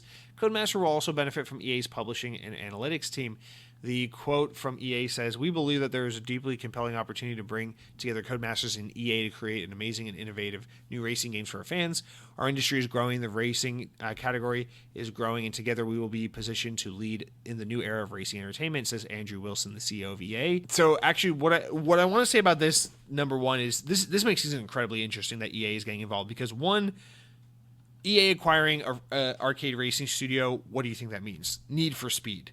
And then earlier this year, the story came out that Need for Speed was actually, they were switching devs on Need for Speed again, actually. So that story was in the news earlier this year that EA was taking Ghost Games off of the Need for Speed franchise and going back to, not Criterion, I don't remember who, but they were switching developers for the series. So now getting Codemasters seems to me that they want to try and buy Codemasters and say, you guys make a Need for Speed game. I mean, what else do you think that is? I don't think EA wants the Dirt franchise or the Project Cars franchise. I think they want Need for Speed. EA, I think, desperately wants Need for Speed to be a thing again. Need for Speed, they still make them kind of regularly and they sell fine, but Need for Speed's not the phenomenon it once was. Need for Speed used to be like a big ticket game, and it's just really not anymore. So I think this has everything to do with trying to save Need for Speed, and the fact that they're willing to pay $1.2 billion to get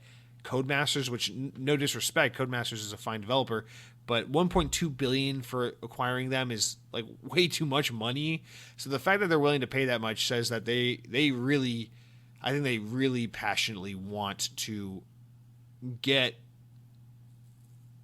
Need for Speed back to a place of mainstream success again. So this is I don't know, that's the only way I read this. I mean, obviously EA might use them to make other racing games, other car related games, but mostly I think this is a ploy to snub Codemasters from Take-Two and then get Need for Speed back to a state of ultimate supreme arcade racing game, which of course we know will never happen because Forza. But yeah, that's a fucking crazy nuts story there, especially because I was under the impression that it was a done deal and that the merger was imminent, but now we learned that apparently things weren't finalized and EA is just kind of swooping in and taking the talent. So typical EA, pissing everyone off. Now, let's just run through our important enough news stories now that we're done with the news. These are stories important enough to make the podcast, but not important enough for their own discussion. So we already went over that Gears 5 Hivebusters is now available on Game Pass, so you can download that now. Or buy it for $20 if you don't have Game Pass. Also, the latest Fortnite update includes 120 FPS mode, which is on Series X and Series S. So you can go in the settings and enable that sexy functionality. Xbox Game Pass for PC was supposed to get EA's Play service relatively soon in the month of December, but it looks like that's now being delayed till sometime in early 2021, so hopefully we'll learn more about that soon. Right now they're just saying 2021, but I don't think it will be much later than early in the year. And then lastly, Destiny 2's Dawning holiday event has officially returned and is running through the January 5th, 2021.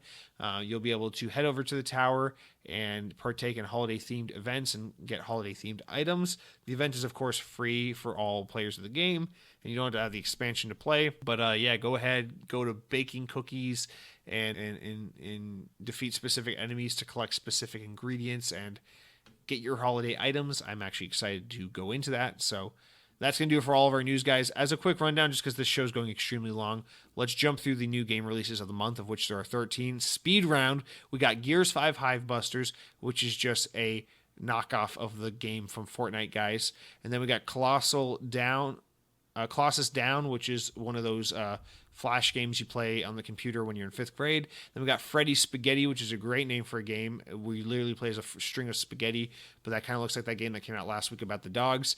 And then there's Synthetic Ultimate, which is like a Lego top-down game. Then there's Elemental War TD, which is a Xbox Play Anywhere game where it looks like Tremors, the video game. Then there's Monster Train, which is a game where monsters take about how the New York train is just for like underground monsters. And then Neoverse comes out December 17th. It looks like some anime card battling stuff going on there. Wilmot's Warehouse comes out December 17th. That's a Game Pass game. That's not why you that's not why you subscribe to Game Pass though. 60 Parsecs, it comes out December 18th. That's like some knockoff Star Wars game. Then there's 60 Seconds Redomized. What? This is just the same art style, just a different board-looking family. Anyway, Catch, spelled with 2 C's, comes out December 18th because there's like cats. It's like fuzzy cats that catch. And then there's Gosha, which is like some point-and-click horror game. And then Radio Commander, which is some point-and-click military game. So lots of pointing and clicking and redundancies there. Guys, that's going to do it for our show. Remember the Games with Gold. You got to download them for the rest of the month. You've got The Raven Remastered from the 16th on through January 15th. You got The Bleed 2 or Bleed 2. You missed out on Saints Row Get Out of Hell, so fuck you. And then Stacking is available for the latter half of this month. It's an Xbox 360 game. All right, guys. So thank you for hanging on to the end of the show. I'm just going to kind of do a quick wrap up because, wow, I can't believe how long things are running. But remember, guys, let's play a song. Maybe it's from Eric. Maybe it's from Count Scotula. Who fucking knows? But the only thing I do know is that I would like for each and every one of you to find what it is you're looking for in this world, grab hold of it, and power your dreams.